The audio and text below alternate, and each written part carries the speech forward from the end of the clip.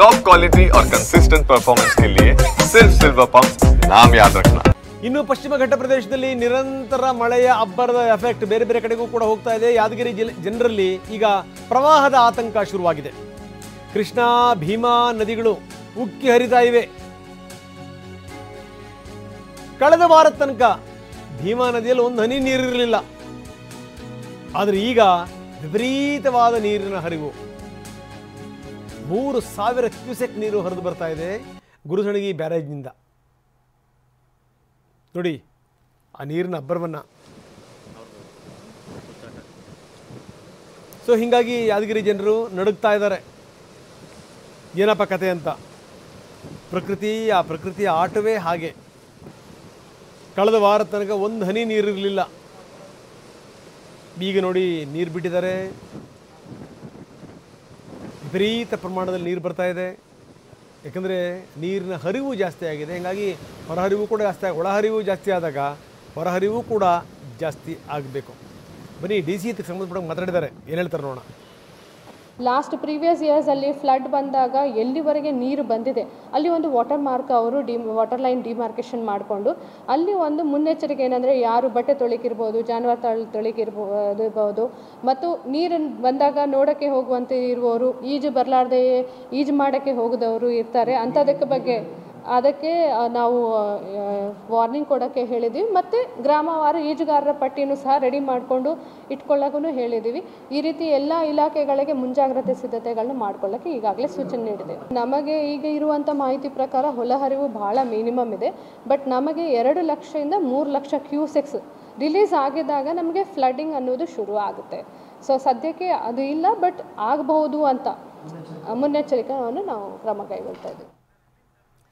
ಬನ್ನಿ ನಮ್ಮ ಪ್ರತಿನಿಧಿ ಅಮೀನ್ ಅಲ್ಲಿಂದ ಒಂದು ಪ್ರತ್ಯಕ್ಷ ವರದಿ ಕೊಟ್ಟಿದ್ದಾರೆ ನೋಡೋಣ. ಪಶ್ಚಿಮ ಘಟ್ಟದಲ್ಲಿ ನಿರಂತರವಾಗಿ ಮಳೆ ಆಗ್ತಿರೋ ಕಾರಣಕ್ಕಾಗಿ ಯಾದಗಿರಿ ಜಿಲ್ಲೆಯಲ್ಲಿ ಈಗ ಪ್ರವಾಹದ ಆತಂಕ ಸಹಿತ ಸೃಷ್ಟಿಯಾಗಿರುತ್ತೆ. ಯಾಕಂದರೆ ಯಾದಗಿರಿ ಜಿಲ್ಲೆಯಲ್ಲಿ ಭೀಮಾ ಮತ್ತು ಕೃಷ್ಣಾ ನದಿ ಎರಡು ಹರಿದು ಹೋಗುತ್ತವೆ. ಈ ಎರಡು ನದಿಗಳಿಗೆ ಸಹಿತ ಹೆಚ್ಚಿನ ಪ್ರಮಾಣದಲ್ಲಿ ನೀರು ಹರಿದು ಬರುವಂಥ ಸಾಧ್ಯತೆ ಸಹಿತ ಇರುವಂಥದ್ದು.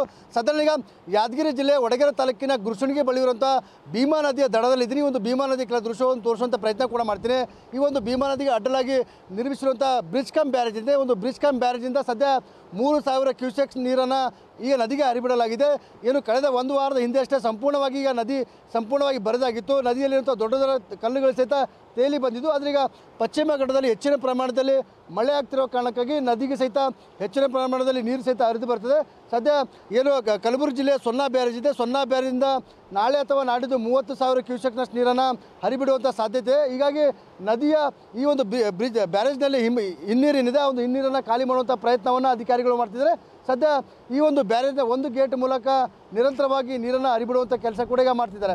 ಸದ್ಯ ಈ ಒಂದು ನದಿಗೆ ಹೆಚ್ಚಿನ ಪ್ರಮಾಣದಲ್ಲಿ ನೀರನ್ನು ಬಂದಿದ್ದರೆ ನದಿಯ ದಡದಲ್ಲಿ ಇರುವಂಥ ಗ್ರಾಮಸ್ಥರಿಗೆ ಪ್ರವಾಹದ ಆತಂಕ ಸಹಿತ ಸೃಷ್ಟಿಯಾಗುವ ಸಾಧ್ಯತೆ ಇದೆ. ಯಾಕಂದರೆ ನದಿಯ ಎಡಭಾಗದಲ್ಲಿ ಯಾದಗಿರಿ ತಾಲೂಕಿನ 16 ಹಳ್ಳಿಗಳು ಬಂದರೆ ನದಿಯ ಬಲಭಾಗದಲ್ಲಿ ವಡಗೇರ ತಾಲೂಕಿನ 16 ಹಳ್ಳಿಗಳು ಬರ್ತವೆ. ಸೊ ಹೀಗಾಗಿ ಈಗಾಗಲೇ ಏನು ಯಾದಗಿರಿ ಗ್ರಾಮಾಂತರ ಆಗಿರ್ಬೋದು, ಜೊತೆಗೆ ವಡಗೇರ ಪೊಲೀಸ್ ಠಾಣೆಯ ಪೊಲೀಸರಿಂದ ಏನು ನದಿ ದಡದ ಗ್ರಾಮಸ್ಥರಲ್ಲಿ ಜಾಗೃತಿ ಮೂಡಿಸುವಂಥ ಕೆಲಸ ಕೂಡ ಆಗುತ್ತೆ.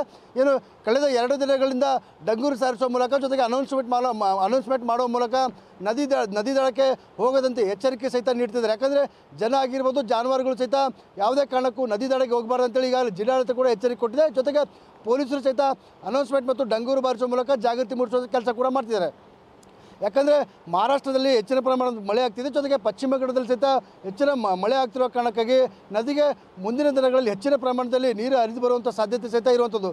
ಜೊತೆಗೆ ಈಗಾಗಲೇ ನದಿ ದಡಕ್ಕೆ ಯಾರು ಹೋಗಬಾರ್ದು ಅಂತೇಳಿ ಜಿಲ್ಲಾಡಳಿತ ಸೂಚನೆ ಕೊಟ್ಟರು ಸಹಿತ ನದಿ ದಡದಲ್ಲಿ ಕೆಲ ಯುವಕರು ಉಚ್ಚಾಟ ಮೆರೆಯುವಂಥ ಪ್ರಯತ್ನ ಕೂಡ ಮಾಡ್ತಾರೆ. ಯಾಕಂದರೆ ನದಿಯಲ್ಲಿ ಹೆಚ್ಚಿನ ಪ್ರಮಾಣದ ನೀರು ಬರುತ್ತಿರೋ ಕಾರಣಕ್ಕಾಗಿ ಯುವಕರು ಏನು ಮೀನು ಹಿಡಿಯುವಂಥ ಕೆಲಸ ಕೂಡ ಮಾಡ್ತಿರುವಂಥದ್ದು.